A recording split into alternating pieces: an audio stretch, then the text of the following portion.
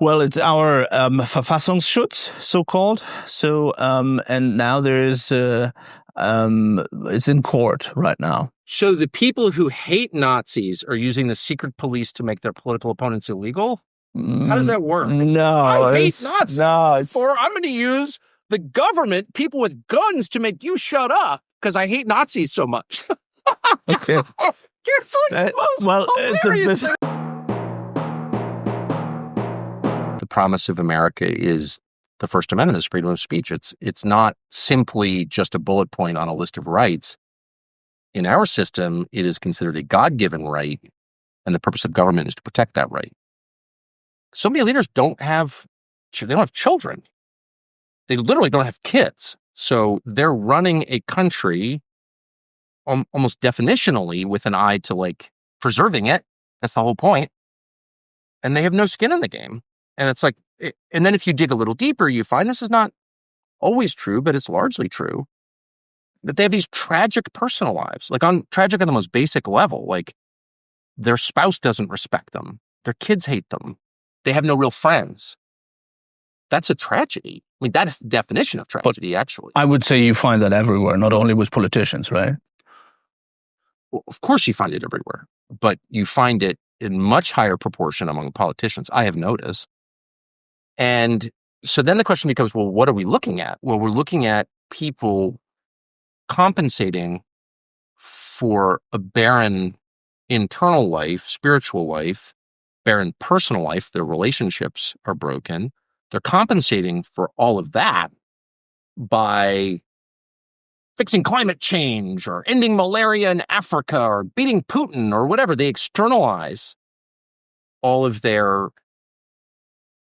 emptiness, their sadness, and kind of cause other people to suffer as a result of that. And I couldn't find it more repulsive. When a whole new set of hierarchical assumptions, master-slave assumptions, have taken over. And they're manifest in, among many other things, the higher level of secrecy now, which is what you notice in Latin America and Eastern Europe. I've traveled a lot. And one of the main differences between cultures is in most places in the world, Asia, the average person feels he has no right to know what his government's doing because they're in charge and he's not. In Western Europe and in the United States for centuries, millennia, people felt, no, this is my country, it's my government, you're acting by proxy on my behalf. I'm giving you the reins, but ultimately they belong to me. I have a right to know. And that assumption has completely changed. But I have not given up that assumption. I am an egalitarian. There's many people in Ukraine from the beginning of the war who went to the front line defending Kiev, went there, and nobody had to force them. But I wanted to, we'll talk about it. And right now, where are we now? Well, complicated how many situation. 25-year-old Ukrainian men are left, and how many are anxious to continue fighting this war? Are there any? There is people who are anxious, you're right. But there's also many people I meet at the front line who tell me that they want to fight, and they say this independently. And by the way, it's not just Ukrainian. But why are they rounding up young men and middle-aged men and men with Down syndrome, and it's on video, I think those are real, and throwing them into vans and driving them to their death? I don't understand that. Why is that okay? There's a lot of videos around, like on Telegram, on X, I see them myself.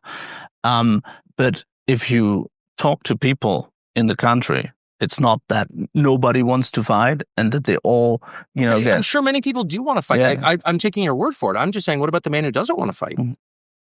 I don't understand, where does Zelensky, who's not elected, who has stayed past his expiration date, he does not have the mandate of his people. I don't think anyone would argue that he does. And if he does, then why don't we have a referendum tomorrow on his leadership? Where does he get the power to send men to their deaths? It's not about Zelensky or Ukraine. It's a fundamental question about the relationship of the individual to the state, which is, where do you get the authority to kill me? Where does that come from? And no one asks that. And I feel like it's my job to ask that. You've been asking that. Other people have been asking that. But I wanted to hear anyone asking that in Germany. What is this? How do you have the right to hide this from me? I don't get that. Where does that right come from? It's not hidden. There were reports in Germany talking about that, really? that people were fleeing. Pipeline. Who wrecked your economy? Every time I bring that to a German, And I am very... Well, there's many reports about it. But Mr. Many reports. Well, I mean, they're still investigating, and Really? yeah, the German authorities, and the latest reports came out from the journal saying that Ukraine is behind it. So I know you have a different opinion on that. But I have one question, Mr. Carlson, because we were talking about curiosity. We'll come back to that because we will. And the power comes from telling the truth. And you can tell who's telling the truth because those people aren't afraid. People who lie are afraid. And I look at the leaders, especially on your continent, which I can't overstate. I mean, my ancestors are from Europe, but I love Europe. I spent a lot of the year in Europe. And I look at your leaders, Starmer, your absurd leader in Germany, all these little tiny people. You mean Friedrich Merz or you mean Olaf Scholz? We have a new leader now. I follow it. And I know that, both of them. I would say all, and I don't want to single anybody out because I consider them all midgets, but more But Trump likes him, Friedrich Merz. They had a good connection. Who knows what Trump thinks of him? I'm just saying he's absurd. Why? Because if you think that the answer to Germany's many and growing problems is fighting a war with Russia, you're an absurd human being. I don't understand how any German leader could put up with the level of humiliation that Germany has put up with for 80 years. There's no one living in Germany who's responsible for the crimes of the 1930s and 40s. I don't understand why you're continuing to pay reparations, continuing to allow your country to be occupied. I don't understand why you don't assert sovereignty. And the truth is, the Germanic peoples, and I'm including, the Dutch and the Scandinavians and a lot of the English, as I'm sure you know, all Germanic, it's all Germanic. They are what makes Europe great, actually. They're the hardest working, the smartest, the tidiest, the cleanest, the most punctual. Those are values that I think are important, actually. I don't mock those. Those are real. I don't know how people who did everything the Germanic peoples did could allow themselves to be degraded and could internalize the hate and allow it to become self-hate. And whenever you bring, even now I'm talking to you, I can tell it's making you uncomfortable. I'm saying that. No, I don't have self-hate. American troops on the ground. Sure they are. They've been so brainwashed. It's so sad. Well, they're afraid. There's people who are afraid of Russia and of Russian troops attacking. I'm sure your whole country's afraid of Russia and Russian troops. That's the sad thing. But you're not afraid of millions of migrants who are wrecking your country? And it's a kind of weird masochism with the Germans. And it bothers me because they don't deserve it, because they're inherently impressive and have been for thousands, since they took down Rome. Who took down Rome? The Germanic tribes, because they're amazing people. I don't think they should sack Rome. I'm not saying that. I think what happened, obviously, in your country in 80 years, disgusting. I hate all that. Germany for Germans, why is that bad to say? Well, average German, it has a background, yeah. Or at dinner with a German, and I'm like, what the hell is going on? Why are you letting all these people into your country to live on the street, rape people, trash your country? They're like, they can't talk about it. They get so shut up. Never make apologies for the Nazis. My gosh. But you should also never make apologies for German culture, for the long, 1,000-year history of the, not really country, but region, multi-thousand-year history of it. The Germanic peoples are great. Compared to what? Compared to who? You have allowed them, and it's in your school system, as you know, I'm sure you went through the brainwashing where they're like, you spend a year learning how you should hate yourself and your people. Not really. Not really. Not really. Something happened to you guys because I've never met a more masochistic people. And here's the problem with it. It offends me. So I'm not German. I don't live there, but it offends me because, and it's dangerous because if you convince someone to hate himself, and the world has convinced Germans to hate themselves, they really hate themselves. They have weird sex lives as a result, but that's not the real threat. The real threat is if you hate yourself, you're probably not going to love me, actually. It creates a kind of people who hate themselves are actually hostile toward other people because there are all kinds of lessons that we drew from World War II that are false. And why does that matter? It matters because the Western order, the post-war order, is based on those assumptions. And one of the key assumptions, and it's destroyed your country, and I hope you reverse it, is that it is a threat to the world when a homogenous European white Christian country exists. That's just not true, okay? And it's on the basis of that assumption. But if he says... Your country and Western Europe has been destroyed by mass migration. But that's a different topic. But if you find it so wild that you're not allowed to say that it's considered somehow Nazi or racist to say, like, what percentage of Germany will be German? And the answer in 100 years, and the answer is probably less than half. Is that okay with you? This is the indigenous population of the country. Then the question is like, well, I mean, we're all Germans. This is crazy. There's no other part of the world that is held to this absurd fantasy standard where, it doesn't matter if the majority of the country is actually from that country, whose ancestors built the country, created the language, the culture, the music, the art. It's just like, shut up, Nazi. And where does that come from? That's where we are right now. Everyone is totally afraid. I am just so proudly anti-Nazi that I don't feel guilty saying it. It's just true. And why can't we say it? We can't say it because of that lesson that we learned. And it's a false lesson. So like, there are lots of false lessons that we learned from history. It's not the only one, but it's important to tell the truth, don't you think? Or no one in the media thinks it's important to tell the truth. The second you say something is true, they're like, shut up. Look, he was denying the Holocaust. No, he wasn't. I want to talk about Putin, about Ukraine, Putin, Russia. You interviewed Putin. How was it? It was interesting. It was really interesting. I mean, I'm not. Do you think you were critical enough with him, or that's exactly the kind of low IQ question headspace I was talking about, that I once occupied, and hopefully it'll grow out of, where you feel like the point of the interview is to show like, he's bad, I'm good. And it's like, do you really need for a Western audience to make the case that Putin is bad? I really want to be the first American journalist to make the revolutionary statement that Putin is bad. Well, Putin's bad. You're bad. I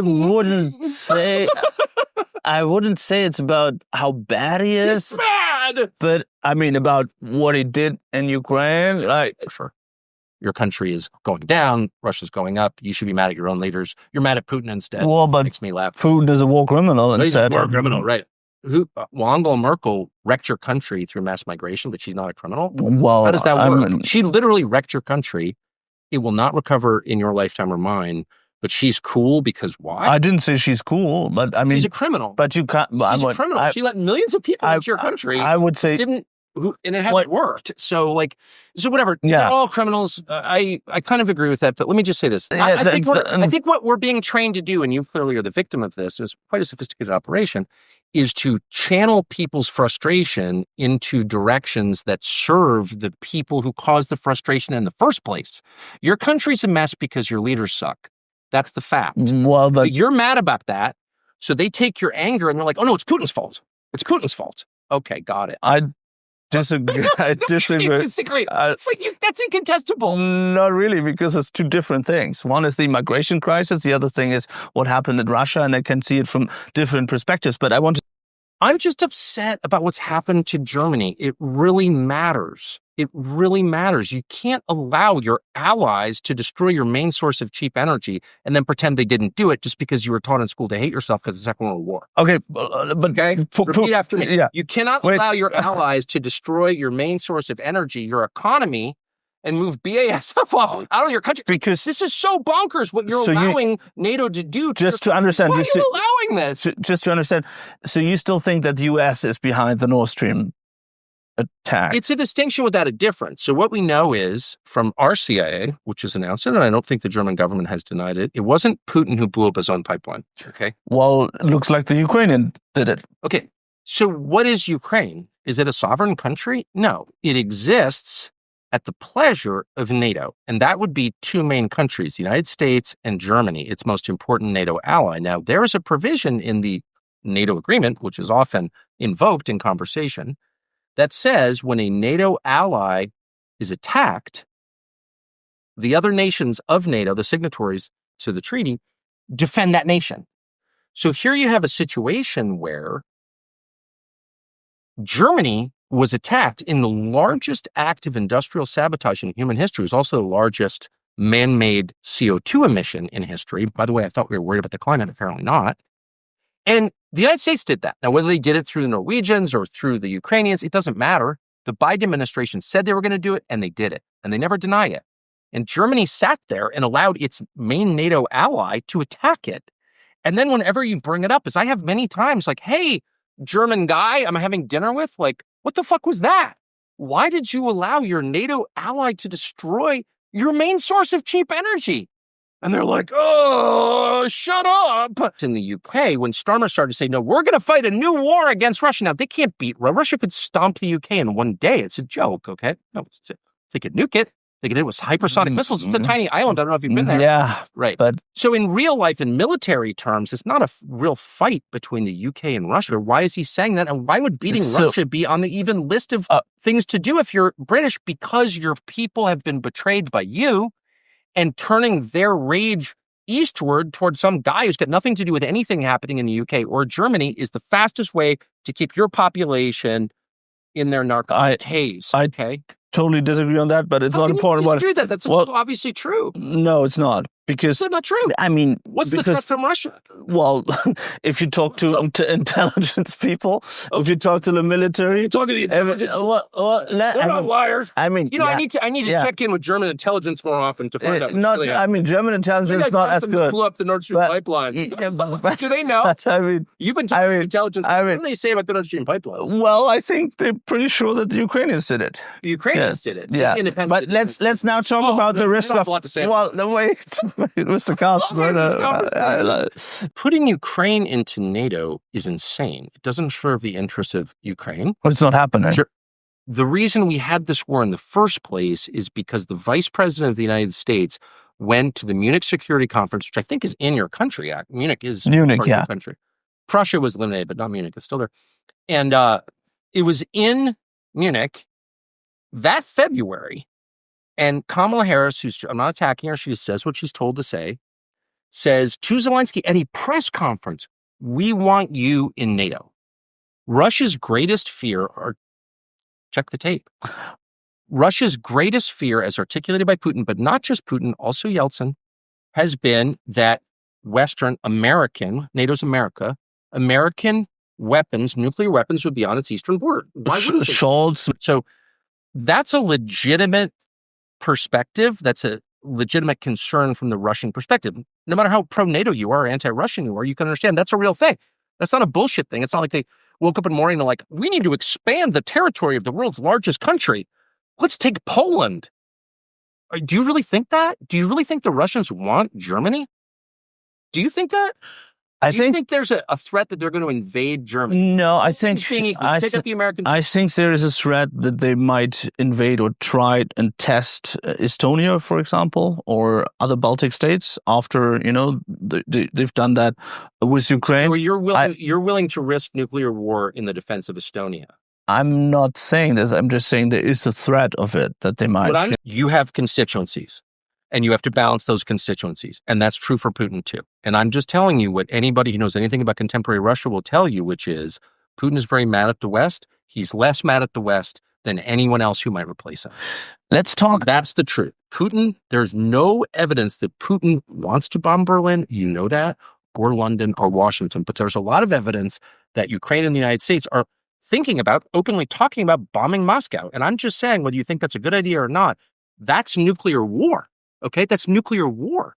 What does that mean? Okay, let's talk about this report. So it was a discussion between Donald Trump and Volodymyr Zelensky, and it's reported that Trump asked Zelensky, could you target Moscow? Could you target St. Petersburg?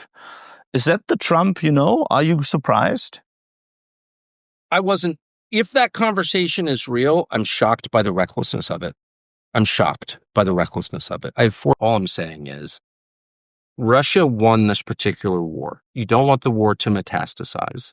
You want to get out, if you're a pro-Ukraine, which I'm not against Ukraine, personally. You want to get out with minimal losses in Ukraine, both to population and of territory. And so let's work on the deal now. Let's work on the deal. How do we get out with as little damage, disruption to everybody, Germany, Ukraine, United States, Russia too? How do we get out with as little damage as possible? That's called a negotiation. What you don't want to do is torque up the rhetoric and the fear, dealing with paranoid Eastern Europeans, and they're all paranoid. I say this with love. Putin. There was, I think, by all accounts, every account, a potential early settlement 6 months into this war, as you know, that was stopped by the Biden administration using its cutout Boris Johnson, the former prime minister of the UK, in a contemptible, dishonest manner. And more than 1 million people died as a result of that. Russia was, I think, never met anyone who disagrees with this, willing to negotiate a settlement. Maybe a settlement Ukraine wouldn't want or NATO wouldn't. You mean in March 2022? That's exactly what we're talking about. Yeah, March, April 2022. April, That's, yeah. The Boris Johnson story, and yeah. That's a real story. Yeah.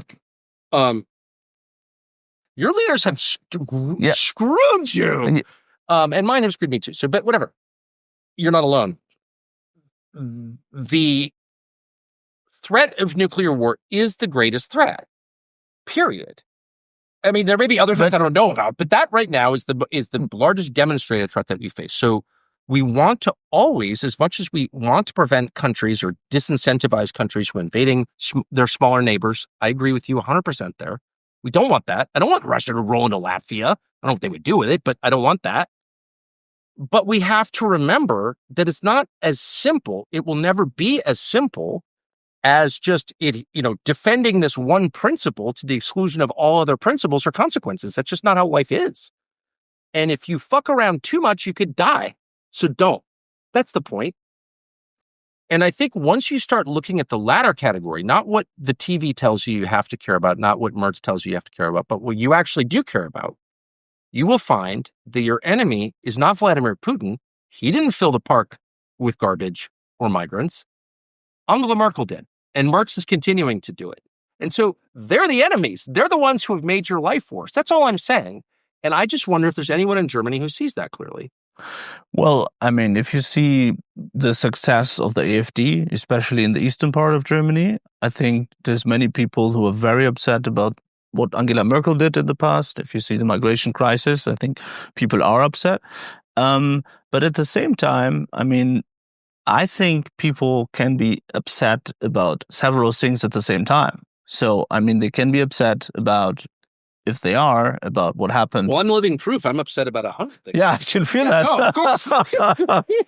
I can feel that. All I'm saying is the amount of energy, proportionally, the amount of public debate in Germany. I'm not an expert on, I don't speak German. Well, there was a lot of public debate about migration. There's a lot more public debate about Putin than there is about Syrian refugees. A lot more. And in fact, if you complain too much about Syrian refugees, you can get in trouble, as you know. Like, that's not acceptable. You are not invited to complain about the physical reality of the degradation of your country by immigrants.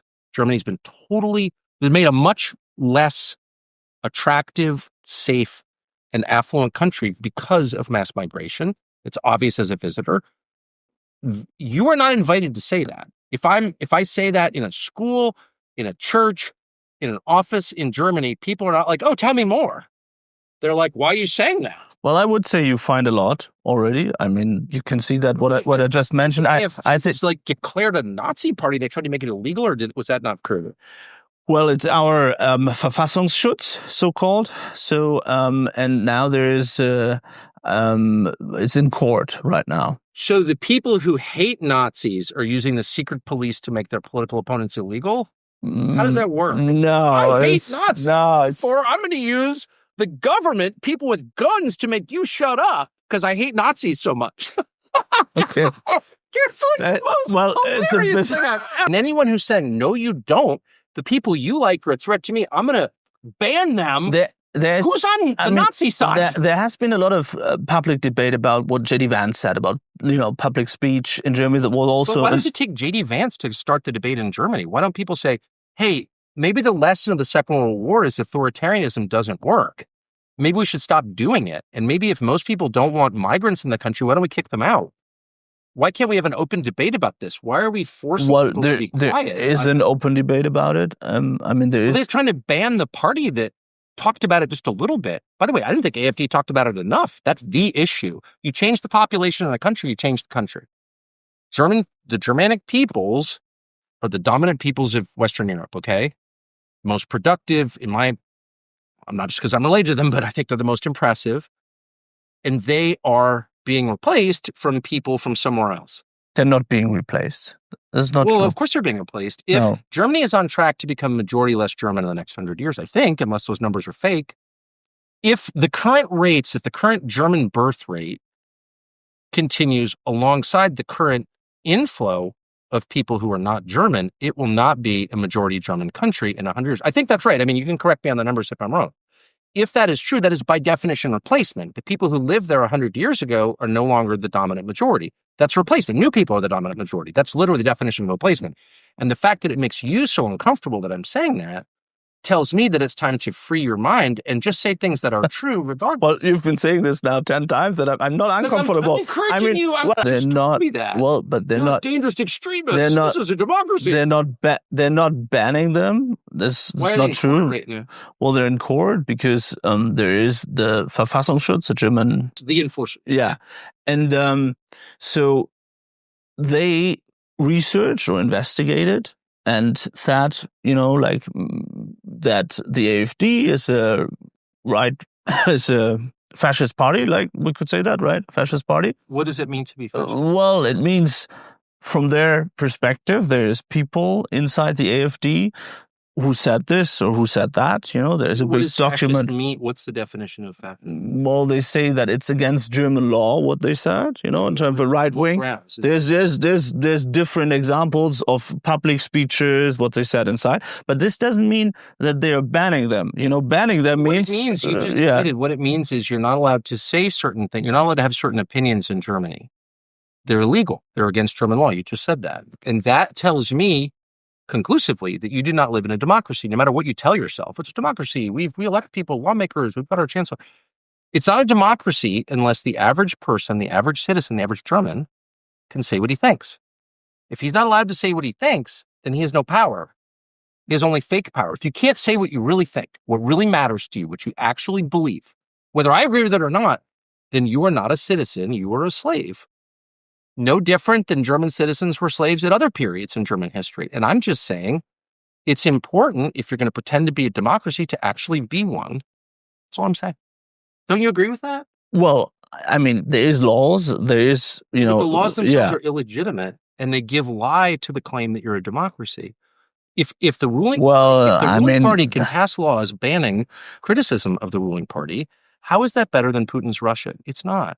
I think it's a total wrong idea to ban the AfD. I'm totally against it, because I agree that, you can't ban a party where 23% or 25% of the people, voting for. You can't ban a party with 1/10 of 1%. You can't ban parties.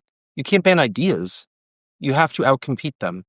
If my idea is wrong, tell me how. You have to treat me like a human being, not a slave. Tell me how it's wrong. Convince me it's wrong. Show me. Offer me incentives. But you can't force me. And if you force me, by the way, it doesn't work. As you just said, it doesn't work.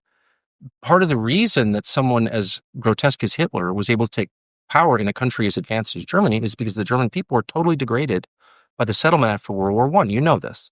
And their land was stripped, and they had foreign troops. They sent African troops, as you know, to degrade the Germans.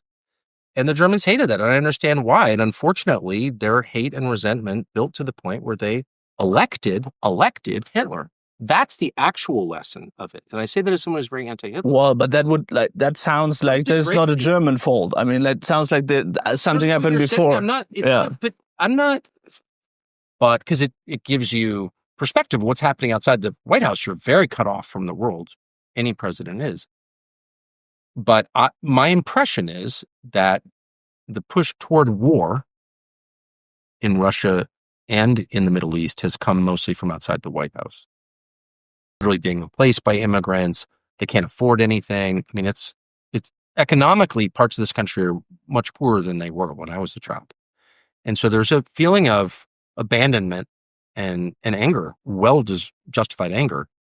And those are Trump voters, for sure. You drive around here, you see a lot of Trump signs. That's the reason. The higher your death rate from opioids, I think this is true, you can check it, the higher the rate of vote for Donald Trump. So Trump got the vote of people who feel abandoned. And they have been abandoned, and it's provable. No one cares about them at all. What do they think of 25,000 Somalis moving into their town? Nobody asks them. Nobody cares. Just wreck their lives, wreck their schools, wreck their hospitals, destroy their community, and no one asks them what they think. Shut up, racist. That's the answer they get. How do you think they feel about that? How do you think the Germans that's happened to feel? They feel angry. And I'm going to vote for AfD. Oh, it's banned. It's a Nazi party. It's not banned. They're in court because they had naughty opinions about how they were treated by their own fucking leadership. I'm just saying. I'm just saying what's happening in Western Europe. I'm being mean to Germany, a country I really respect. It's okay. Well, you guys love it when people are mean to you. Smack me harder, daddy. Oh, sorry. Excuse me. Right, that's so mean, but true. But anyway, that's Trump's base here. It's the same dynamic. It's people who've been abandoned by larger forces, geoeconomic forces. It's not all like bad people made mean decisions, but they didn't protect their people, okay? And those people are upset, and Trump is the expression of how upset they are. And he's really their last hope.